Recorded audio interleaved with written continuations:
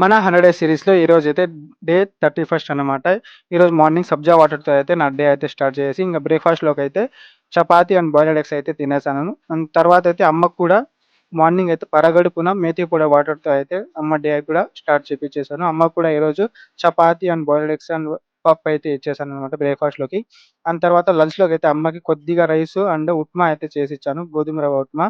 And తర్వాత నేను గూడా అయితే గోధుమ రవ్వ ఉప్మా అండ్ పెరుగుతో అయితే నా లంచ్ అయితే కంప్లీట్ చేసేసాను.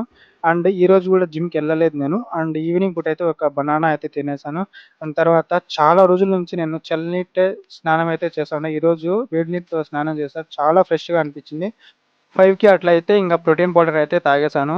అండ్ దాని తర్వాతయితే కొద్దిసేపు అట్లా కొన్ని పనులుంటే చూసుకుంటూ ఉన్నా.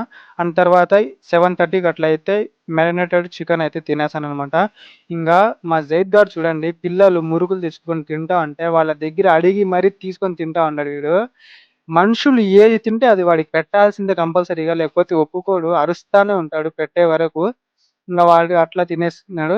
ఇంగ మా ఇంటి పక్కన ఫంక్షన్ ఉంటే ఫంక్షన్ కాడికైతే ఎళ్ళిపోయినాము. బిర్యానీ అయితే డైట్ అవన్నీ చూడకుండా అయితే కుమ్మేసాను నేనైతే.